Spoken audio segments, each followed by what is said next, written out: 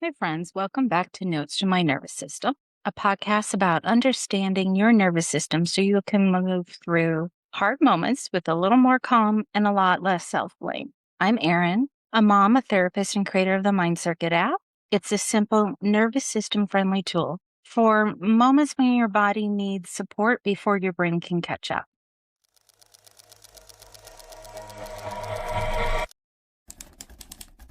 Do you have any questions? What is your ultimate goal of what you're trying to accomplish with interviewing me?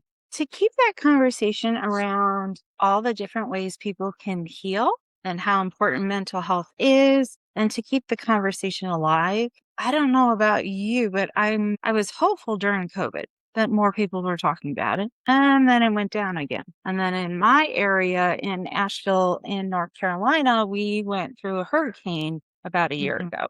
And so mental Yes. health was very much a big conversation. And so for my community, I started a podcast just to keep it out there, to keep the conversation going so that, if somebody is still dealing with the stigma, they could just listen to a podcast, right? And it's by an actual licensed therapist. It doesn't replace therapy, but at least it's a way to support people. Understood. Back to Notes to My Nervous System. We are thrilled today to welcome the inspirational Terri, and I'm going to try not to butcher her last name, Kozlowski.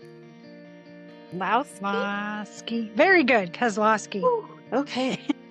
Good job. Terri is a certified coach, author, and empowerment expert whose work is dedicated to helping people reclaim their power and move past all the blocks of fear and self-doubt.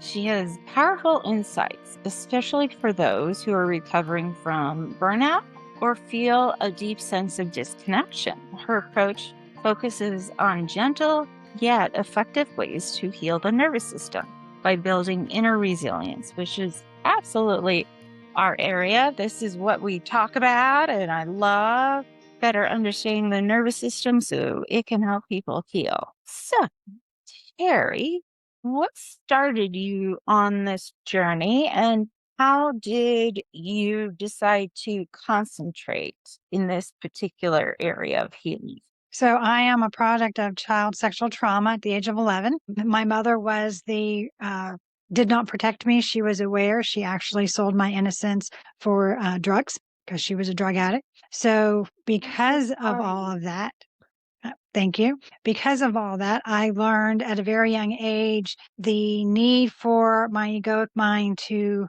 go into overdrive and protect me. But what happens when your egoic mind goes into overdrive to protect you is that everything that happens is fearful, is scary, and your nervous system just absolutely explodes with panic, anxiety, depression.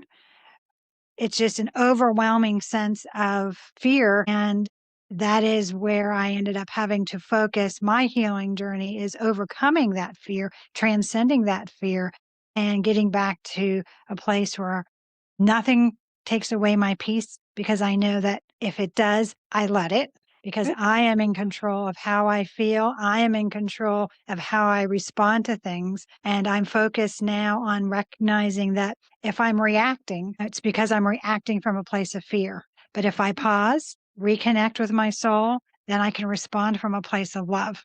That is so powerful. And thank you for being so vulnerable. That is not always easy. It's part of my healing journey process was that you have to overcome and really understand what healing is about. You have to be vulnerable. You have to look at yourself and decide, are these events, whatever they may be, are these events going to forever affect how I live my life? Or am I going to take a responsibility and say, yes, bad stuff has happened to me, but I'm going to be responsible to not let it taint my present or my future. Awesome. So powerful. Thank you so much. And so that led you down the path of healing and a coach. But what made you decide to go into more of the disconnect and burnout? I read somewhere, I believe maybe one of your websites, the idea of regulating through awareness is important piece of your process. For a lot of people, we are not taught how to handle our emotions. So what I did was I felt something and then I stuffed it. And It's the American way. it is the American way. However, the American way ended up causing me not to recognize that I was causing dis-ease in my body because I was feeling poorly about life in general. And I ended up with appendicitis. Still didn't pay attention until it ruptured. Then it kind of forced me. Not only did it rupture, but I ended up with peritonitis afterwards. So it was a long, drawn out process because your body is always telling you what it needs. Yeah. We It'll don't listen. scream. Ooh.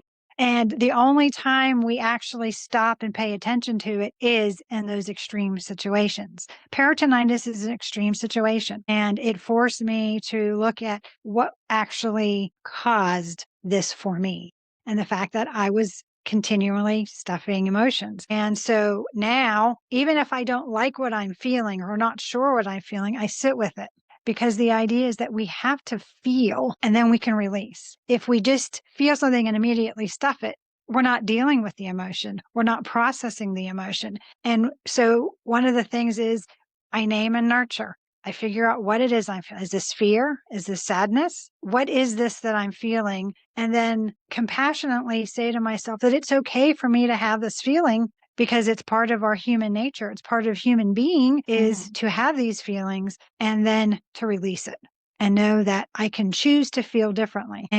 But we have to feel it first. If you don't feel that emotion, you can't release it because so you feel it. For me, I figure out what it is. I name it. I sit with it for a moment. I'm not telling you to sit with it for 5 or 10 minutes. Just sit with it for a moment.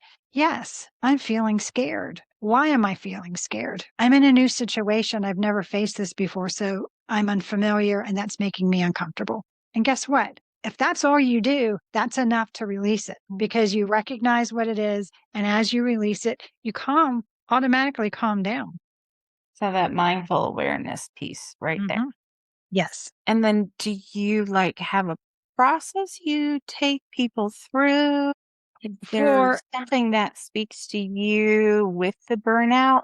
As far as burnout is concerned, burnout is when we don't realize that we no longer want to be doing what we're doing. So it comes back to awareness. So a lot of people continue to do the same thing over and over and over again because guess what? They're comfortable and they continue to do it and don't realize that there's a place and time for us to do all the things that we're supposed to do. And if there are things that we don't want to do, but we continue to do it. So if we don't learn to say no and give away our time to things that are not fulfilling for us, even if we're trying to be helpful, it's still unfulfilling. We can be helpful and fulfilling at the same time. But if we are just saying yes because we don't want somebody to feel bad that we said no, or we don't want to look bad to somebody because we want to think that everybody believes that we're helpful, we're doing things for the wrong reason. And therefore, over time, that will burn us out, even on helping others. So for me, it's recognizing, do I want to be on this podcast? Do I have is my messaging clear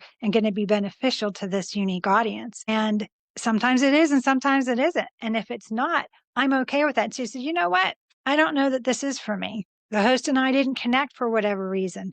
And if I get that check, if I get that check for me, I know that even if I push myself, I may not be the best guest for the show. And therefore, it's not going to work out to everybody's ultimate fulfillment. That is the need for the podcast host, for me, and for the listening audience. So we have to recognize why we're doing something. If we're doing it because we want to and we are enjoying the process, keep doing it. And guess what? You're not going to get burned out. This is probably my 142nd podcast guesting appearance. So this is something that I truly enjoy.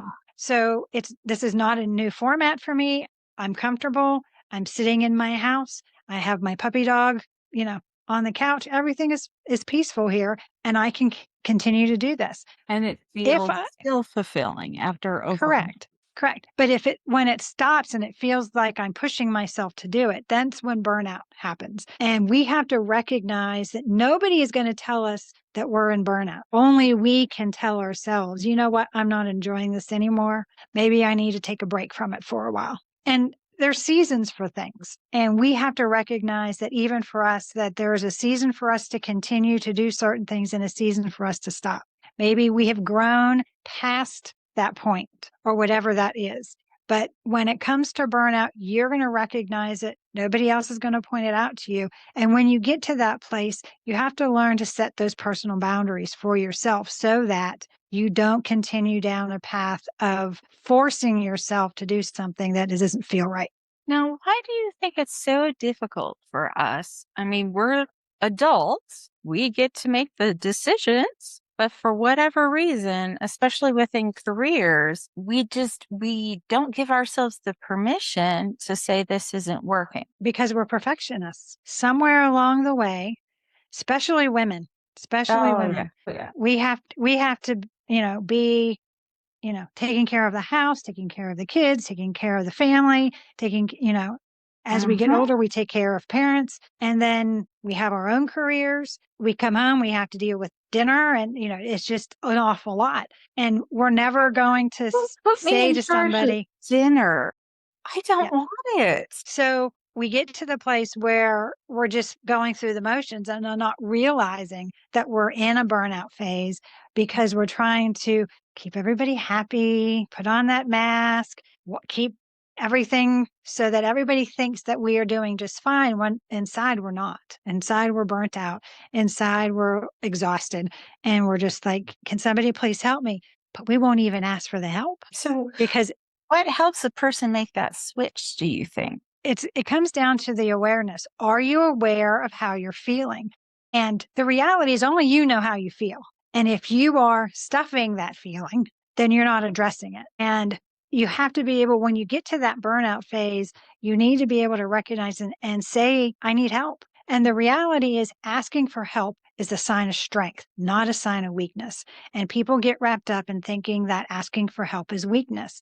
But the reality is there are certain things that my husband does better than I do, period. So I'm not going to try to fix an alternator on a car. I'm just not. I That's not know. my wheelhouse. However, there are other things that I do really, really well. So let me focus on those things. And the idea is if I'm scheduled to cook dinner that night and I had a bad day at the office and I come home and say, honey, I'm just not cooking tonight. I don't feel it.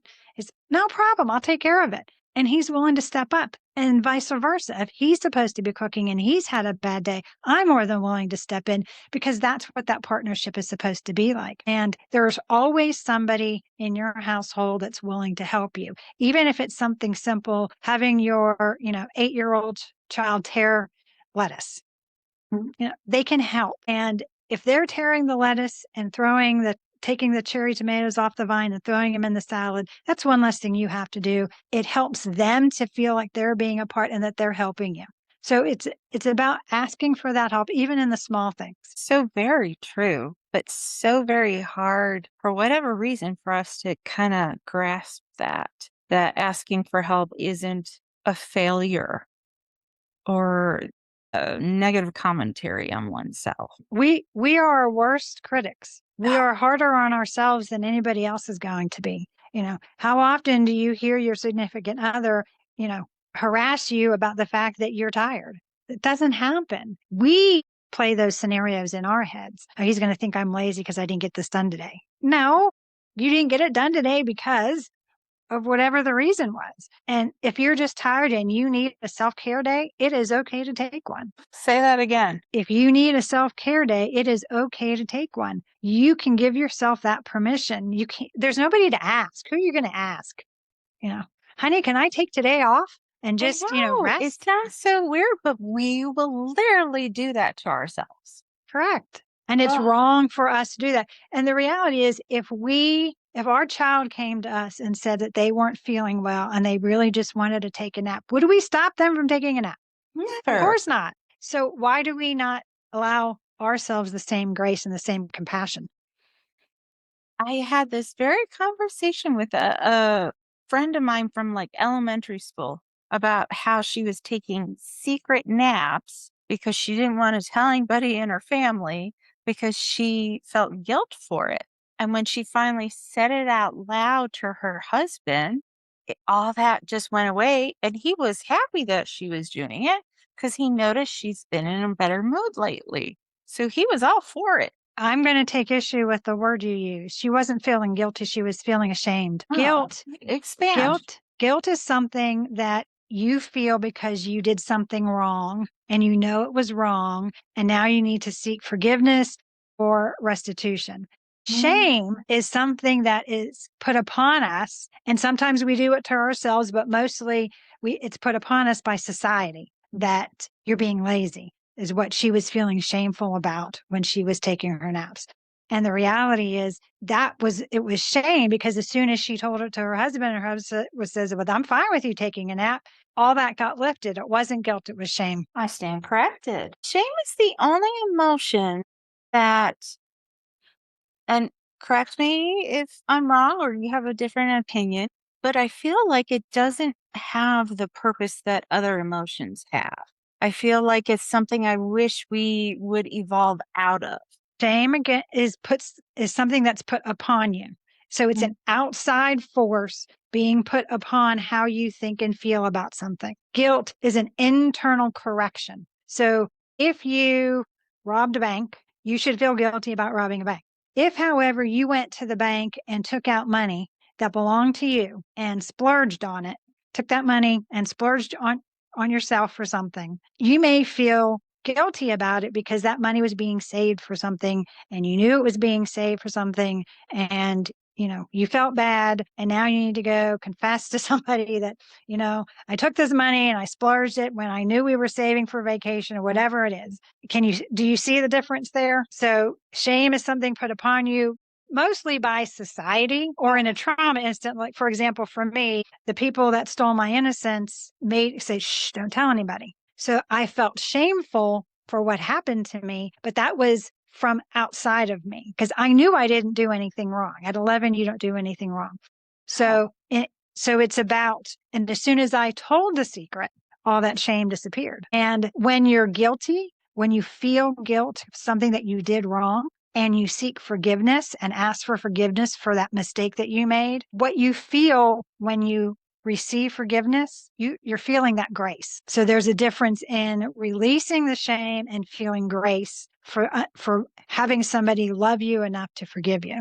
or Does love that you make sense? enough. Correct. That leads me to my next question train of thought. You have talked about releasing that ego driven fear. How difficult is it to let go of that ego? And what helps you to recognize that it's the ego driven fear that's guiding a person? If you are reacting to Mhm. anything, it is coming from a place of fear.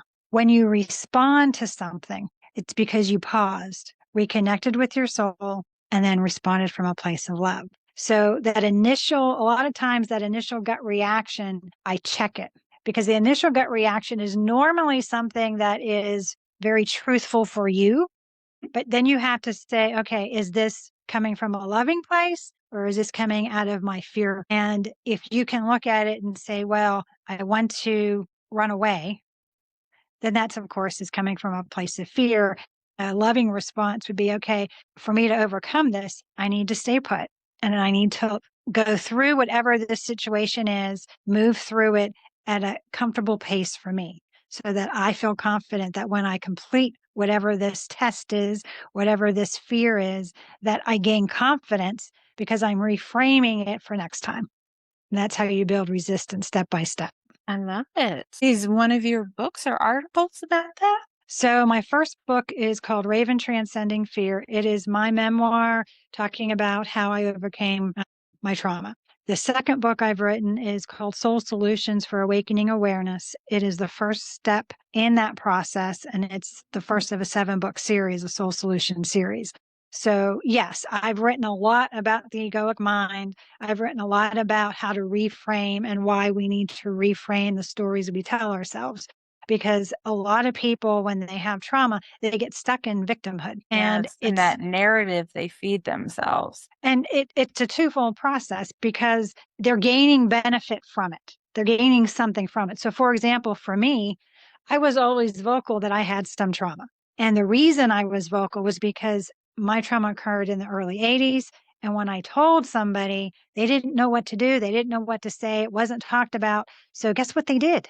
They left me alone, which means I didn't have to deal with stuff. So I was okay with that. So that was what I was getting by staying in victimhood was I was now being disconnected from everybody, which by the way is really, really bad for people because our main way of healing is through connection because we need love to heal. And if you are distancing yourself and disconnecting from everybody on purpose by staying in your victimhood, then you're not being able to heal at all. And through connection is how we slowly regain our trust of others. So for me, I didn't trust anybody. If you can't trust your mother, who can you trust? So I had to start reconnecting and finding ways to trust people. And in doing that and reconnecting with people, their love for me gave me strength. And even if they did not truly stay with me through my healing process, I understood that people come and go out of our lives for a reason. Sometimes we're to share and help them, and sometimes they're to share and help us. But whatever reason, when we come in contact with others, they're there for a purpose, whether we're helping them or they're helping us. Or even if it's just pointing out, hey, did you look at this? And, did you realize what burnout was? And that setting personal boundaries is going to help you recover from burnout so that you don't continue going through life saying yes to everything that you don't want to do. We're so programmed, though, to say yes, that the other person's feelings or them being uncomfortable is more important. What are some suggestions, some things you would give as like starting points to work on that? So, for women especially, we are told from a very young age to please people. And people pleasing is something that we are taught because the reality is it's not something that children are born with. Most children, when you think that, if you look at them between the ages of 2 and 5, a lot of them are quite obstinate because they have not been programmed by their parents to be people pleasers yet. And by the time they get into kindergarten, that really starts the programming of that people pleasing. You have to be quiet, you have to sit still, all of that social programming is detrimental to us realizing that we have the right to say no, this feels uncomfortable. And children especially need that ability to say, mommy, I don't like how this makes me feel, whatever this is, because we have to be able to help them process through why that's making them uncomfortable. And it could be something simple that it's too hot in the room, or it could be they don't like that person. That person gives them the heebie jeebies, and it doesn't matter why. What we need to do is then help our child through that process. So, as adults, since we have already been programmed to people please, our goal is to really look at, if I say yes to this, am I doing it because I want to please the other person, or am I doing it because I truly want to do whatever I'm agreeing to do? Because if you are doing it to please the person, you're going to begrudgingly do it, which means that your whole self is not going to be present. Your authenticity is being muted. Your light is also being muted. And instead of you going and shining through the process as your authentic self, being fully present and giving from a loving place instead of doing it out of a place of fear. And how people perceive that, absolutely. You can tell when somebody's there because they're forced to be there, even if they're forced to from their own mindset, versus somebody that truly wants to be present and be helpful.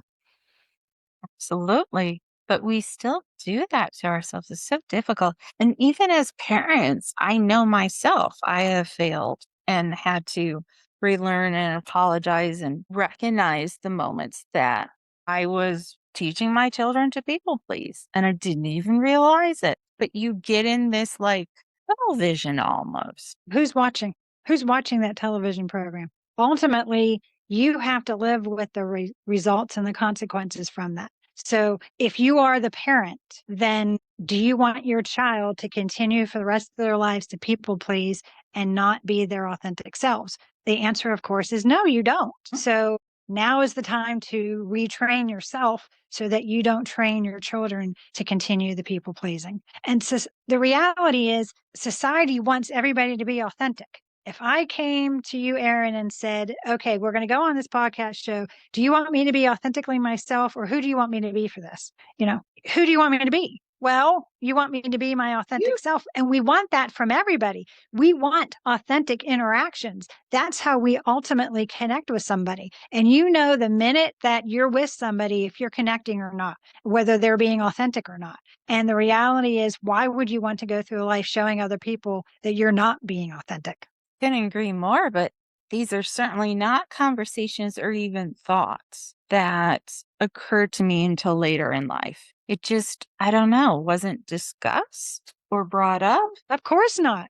I mean, if we look back at our parents and our grandparents, they were all people pleasers on a consistent, regular basis because that's what society said was the right thing to do.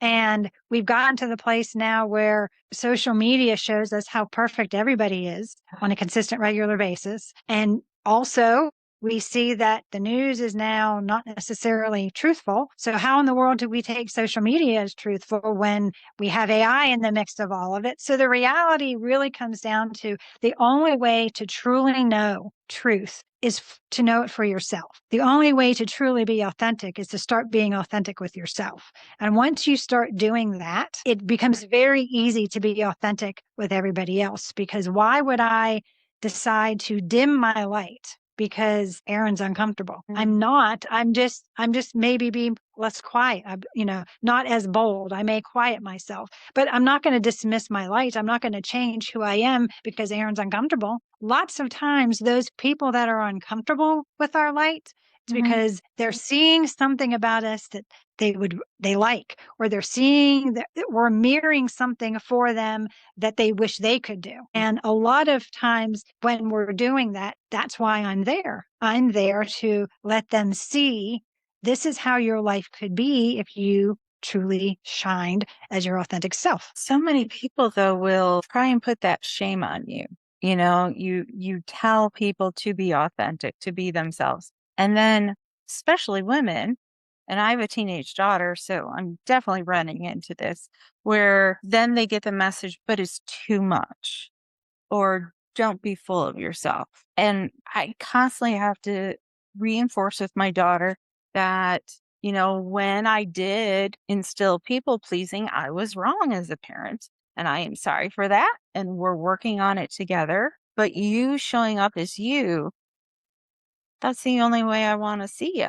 And if somebody's pushing back with that message of too much, too loud, too emotional, whatever it is, that is not coming from a healthy place. Correct. If somebody thinks, okay, so a long time ago, I wrote an article about somebody told me that I was too much, and it upset me greatly. And then it dawned on me, why in the world am I letting that person upset me over me being me? I'm not going to change who I am because one person thinks I'm too much. If anything, I'm going to be bolder and louder and prouder because obviously there's something that they see in me that they either wish they had or that they want to change about themselves. So I continue to be too much on a consistent, regular basis. And eventually they became a dear friend.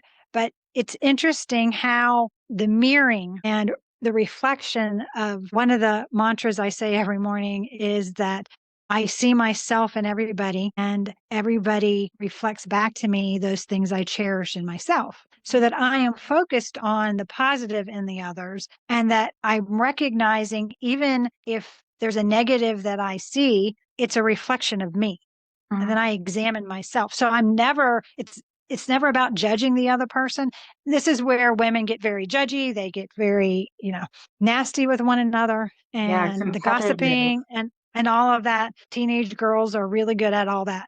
But the issue really comes down to they are trying to determine, especially teenage girls, trying to determine who they are versus who they should show up as. And because society has always said you show up as what society says is okay versus showing up as yourself. And when you show up as yourself, other people are going to not like it, going to say you're too much, or not going to be able to handle it. And guess what? Those people are not your tribe, because there are people in this world that when you show up, they don't think you're too much. They're fully accept you as you are and how you are.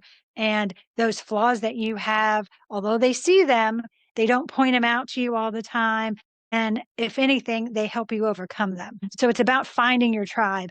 And teenagers do not realize that the tribe they have when they're teenagers will disappear from their lives on purpose. You are not meant to stay small for the rest of your life. You're meant to be unique. You're meant to be bold. You're meant to be beautiful. You're meant to be vibrant. And if you are around people who continually make you small and make you feel that you're too much, you're in the wrong place. Exactly. You should do a TED talk about this. I'll Seriously. consider that. You really should. It's very powerful. It's something every woman out there needs to hear, regardless of age, so that we can start making these positive changes and stop judging each other because we're not helping each other when we do that. And we're just repeating that cycle. We're perpetuating that what we already don't like. Why are we doing that? Why? I know. I ask that question all the time. I don't know, It's but I fear know I based. was It guilty is of it. fear. Yeah, it's fear based. It's because we're afraid that somebody's going to say we're too much. And we have to come to the place where we say, it's okay that I'm too much. It's just okay. Mhm. We want everybody to be their unique selves. And yet when they are, we criticize it. We put it down. We Mhm. point out how it's different. And I'm all for pointing out how I'm all for saying that I'm weird and I'm a nerd and it's okay. And I attract weird, nerdy, creative people, and I'm okay with that too. That's my tribe. Those are my people. Those are the ones that support me. Those are the ones that lift me up when I am down. Those are the ones that I can call and say, "Hey, I'm stuck on this project. You've done something similar. Walk me through how to reevaluate and reframe this in a way that I can move forward." It's so powerful when you find your tribe. But I think it goes back to that idea again of being safe in who you are in your environment. Are there some strategies that you would suggest for increasing the moment of feeling safe throughout your day? So for me, safety was a huge issue because of my childhood trauma. I did not feel safe. I was extremely fearful about everything and everybody. And until I met my current husband, and when I met him, I didn't quite know what that feeling was. I didn't understand it because I thought I knew what love was because this was different. And it finally occurred to me that, oh my gosh, I feel safe in his presence. And that was an incredible journey to realize that there was somebody in this world that I just had to sit with him and knew without a doubt I was safe. And Maslow's hierarchy needs, safety is number two. So if you don't get to safety, you don't grow. And so I had been stuck in what I consider, I was stuck at 11 years old. So I was stuck. I had that mindset. And I believe that every 10 years, we need a mindset and a software upload, software change. So I got stuck at 11. At 20, I was still stuck at 11. But by the time I was 30, I had met my current husband. And I had that first software update where I felt safe and could start working on making sure that without him, I could still feel safe. And some of the strategies I used was to remember that I'm not 11 anymore. I'm not a child. I'm an adult. Therefore, I have choices. And my egoic mind stuck at 11 didn't have any choices. I couldn't run away. There wasn't Yeah. options for me. But as an adult, I absolutely could leave any situation I didn't feel comfortable in. I could say something to my husband and say, "Hey, I'm uncomfortable here."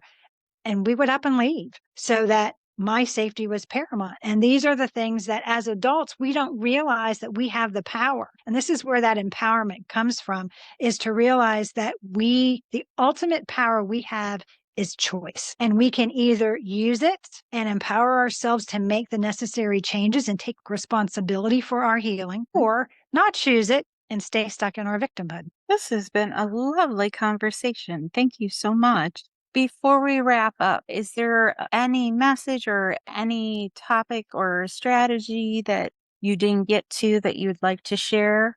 And if not, that's okay.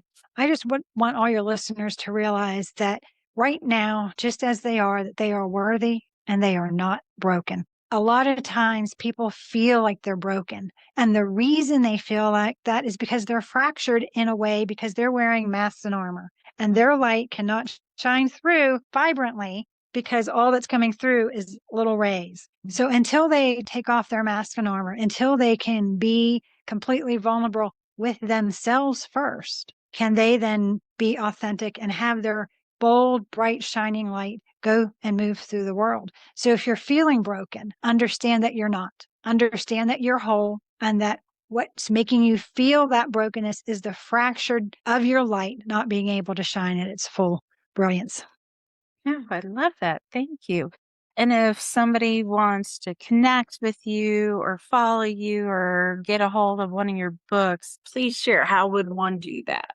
You can go to my website, terrikozlowski.com. There you'll find my podcast, Soul Solutions. You'll find my 2 books. There's a gratitude course. There's a personal boundaries course. I'm all across social media. So I am all about doing everything I can to help others really find who they authentically are and live from that bold, brilliant place. Wonderful. And it's Terri with an I and then her last name for those who are not watching but listening, Kozlowski,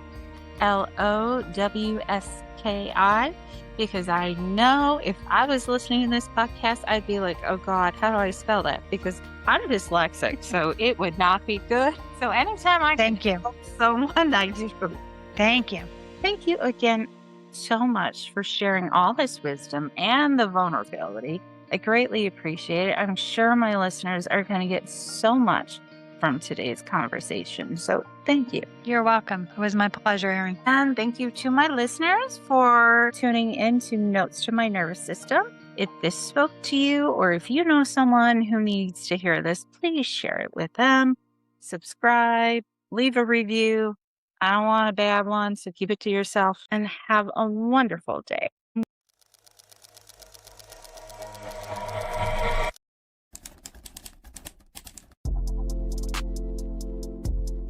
Thank you again for joining Notes to My Nervous System. If this spoke to you, please leave a review and subscribe.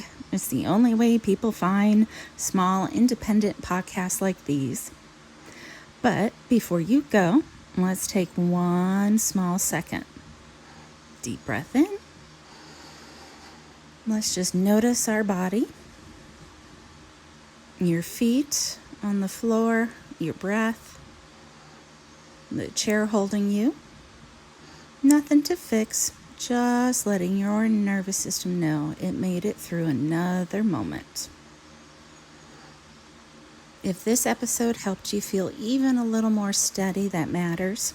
That's what this show is here for. And if you want more of those gentle science-based resets between episodes, you can find my app, Mind Circuit Ease, in the App Store or Google Play. It's a quiet place to help your brain come back online when life feels too loud.